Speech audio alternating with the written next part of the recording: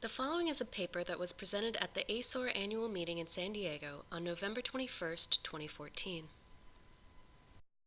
Khirbat Al-Mukhayyat, or the ancient town of Nebo, is located approximately 6 kilometers northwest of Madaba on the southeastern spur of the Nebo Ridge.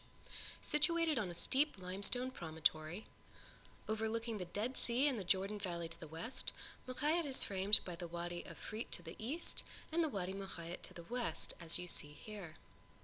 Material culture from a wide range of periods has been documented at the site, including Byzantine mosaics and ecclesiastical architecture, an array of tombs, caves, cisterns, various architectural installations, and a well-preserved fortification system.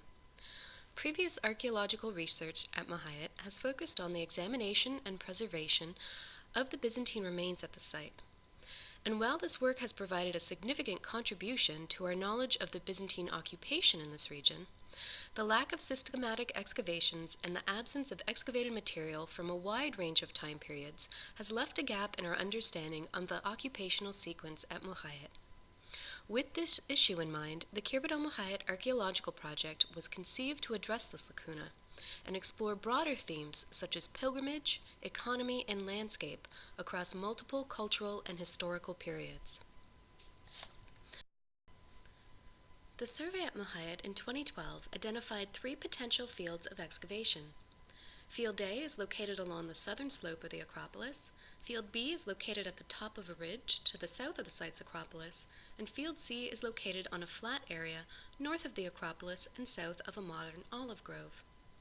With excavation units chosen from each field, the primary objectives of the 2014 season were threefold. First was to locate and explore the village associated with the late Byzantine churches previously excavated at the site. The second was to elucidate the occupational history of the site, and the third was to investigate the extent of the Iron Age fortification walls already visible on the surface along the perimeter of the site. Although our main objectives for the 2014 season were focused on excavations, time and resources were allocated to several other projects. Work resumed in the small Ottoman village to the northeast of the mound, where our objective was to systematically document each building, including a detailed description of all architectural features. Moreover, in an effort to act more responsibly with the local community, one of our other objectives for the 2014 season was to lay the foundations for a community-based archaeology project within the nearby village of Faisalia. So let's take a look at the excavation results, beginning in Field A. A step trench consisting of 5 squares was laid out on the south side of the Acropolis, designated Field A. The hope was that we would be able to expose the cultural deposition beneath the Church of St. George that lies at the summit of the site. Ideally, we wanted to have a series of steps extending downslope each time a new occupational level was reached, though this turned out not to be physically possible. However, 3 squares were opened for excavation and aided in our understanding of the depositional history of the site. At the top of the trench, we opened A25, in which we uncovered 3 east-west running walls. You can see that Wall 1001 is likely the earliest wall within the square, as it is partially beneath Wall 1002 and likely also predates Wall 1003. The bottoms of these walls were not reached due to spatial constraints of less than 20 centimeters within which to work, and it should be noted that no foundation trenches were visible. South of A25 and A35, yet another east-west running wall, Wall 1004, was uncovered. Though the bottom of this wall was not reached, it was not due to spatial constraints, but because the excavation season ended. While it's not yet possible to say how these walls functioned, it is conceivable that they were part of a retaining system used to secure the sides of the Acropolis and support the paved courtyard annexed to the southern side of the site. Or, potentially, they come from an earlier occupation. Moreover, they did contribute in 2 key ways to the formation of the stratigraphic deposition in this area. Not only do they block erosion of materials coming downhill from higher elevations, their deterioration provides a source of new material moving down the slope. Between these walls were a number of loci, though none could be identified as a surface, and they contain pottery ranging from the Iron Age, Hellenistic, Roman, and late Byzantine early Islamic periods. The loci above the tops of the walls consisted of what appears to be wall tumble coming from the top of the Acropolis and had the same range of pottery from varying periods. The only artifacts recovered in this area include 2 groundstone tools, a copper coin, 2 stone beads, and a jar stopper. Above these tumble deposits is what appears to be an intentional leveling layer of the top of the Acropolis that was done prior to the construction of the Byzantine church. This thick layer consisted of many boulders and decomposed limestone, and our excavations seem to confirm what was recognized during the French excavations in the late 1990s on the west side of the church, namely, that the top of the Acropolis was leveled prior to the construction of the Byzantine church, and you can see that leveling layer here. A second step trench was planned for the ridge located to the south of the site's Acropolis, in order to explore what appeared to be the outer defensive system of the Iron Age town.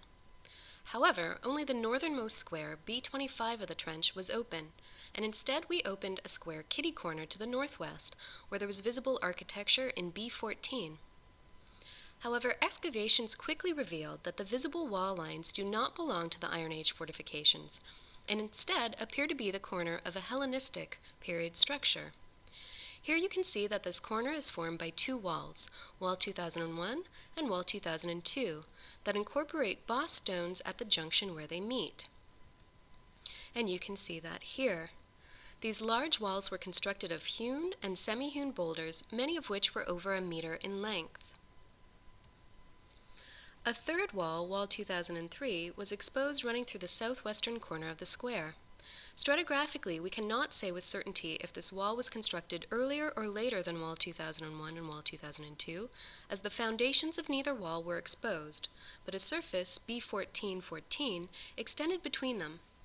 While this indicates that at some point they were in use simultaneously, the difference in construction techniques between Wall 2003 and that of Wall 2001 and 2002 indicate that they were not constructed at the same time, or at least had a very different function.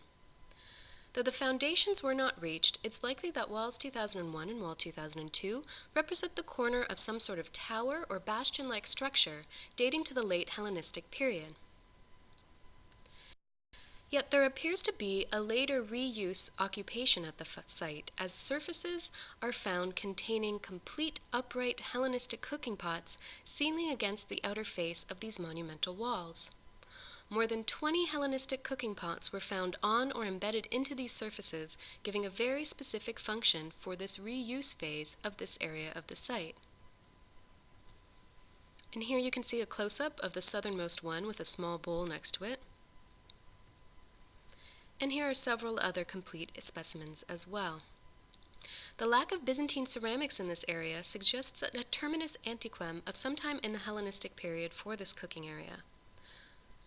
Though no architecture was unearthed in the square that was kitty corner, B25, there was occupational continuity with the cooking layers from B14 extending through the entire area, and it also had intact and upright cooking pots dating to the same time period. Additional finds from these surfaces include 3 small bowls, 4 copper coins, 3 ceramic horse figurine frags, one of which you see here, a bone spatula, a Greek ostraca, a worked shark tooth, iron nails, a bead, a pounder, a spindle whorl, and a stone vessel frag. If we move around the tell to the north portion of the site, 2 areas in Field C were selected for excavation. 8 5x5 meter squares were opened in the central area, and 3 additional squares were opened along the western edge of the mound just to the south of the modern olive grove. But let's begin by looking at the central area first. Our initial assessment of this area prior to excavation was that it had a high probability of yielding significant Byzantine remains. The slight hump at the south end of the central excavation area hinted at the presence of large subsurface structures. Given its proximity to the Church of St. George and the Church of Lot and Procopius, Field C was interpreted as a possible location for the Byzantine village. This assessment was further supported by the Byzantine ceramics collected in the area during the 2000, 2001, and 2012 surveys.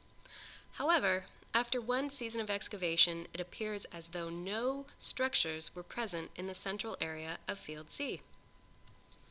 Instead, this area is completely covered by numerous sloping layers of alternating pebbles, cobbles, and boulders, with highly various ceramics being recovered from each. The overall impression is that these deposits represent ancient fill layers resulting from the clearing of nearby activities for agricultural purposes or building activities. If the central part of Field C had once been occupied, it appears as though no standing architecture is there and all architecture has been removed. In fact, the only clear cultural contexts in this area come from two features. C100 and C200 cut into the bedrock. That the bedrock contained the best preserved cultural material is indicative of the limited occupation in this area.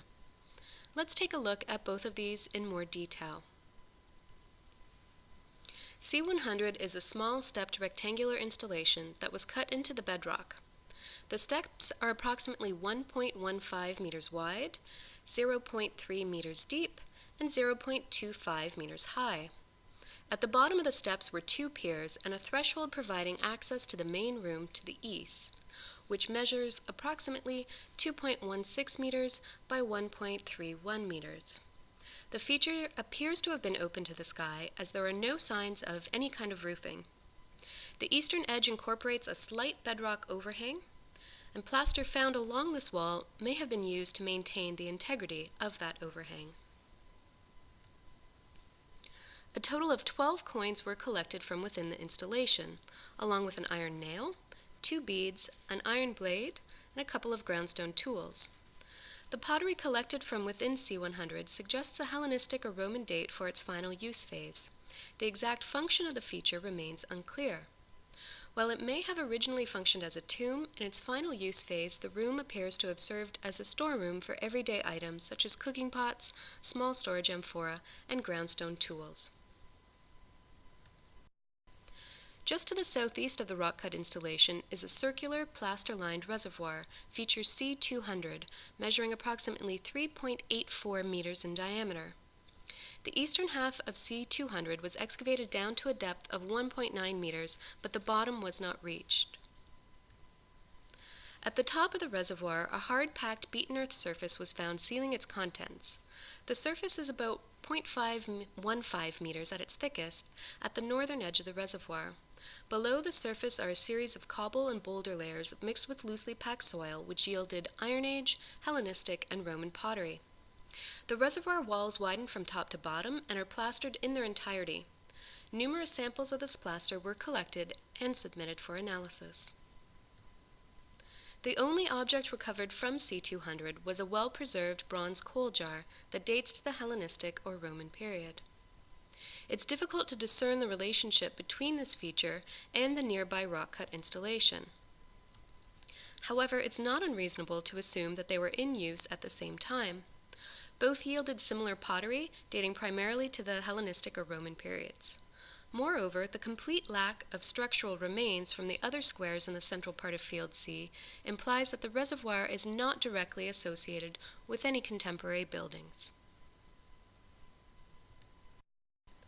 After we discovered that the central area of Field C was mainly comprised of fill layers with mixed cultural contexts, we decided to open 3 additional squares in the west part of this area near the fortification wall that circumscribes the site, and several north-south oriented walls were immediately exposed, including Wall 3004, Wall 3005, and Wall 3006, with the walls all measuring roughly 1.9 meters in thickness. Parts of the same wall were exposed in both C12 and C21, and in the latter case, the western face is clearly footed on bedrock. The eastern face of the wall, on the other hand, appears to have been footed on hard-packed soil that would have been used to level out the unevenness of the bedrock. Additionally, C12 yielded a stone-lined drain, feature C400, covered in flat-lying stones. Much of the pottery recovered from C12 and C21, the 2 southernmost squares, dates to the Iron II period, and only 2 jar stoppers and a grinding stone were recovered.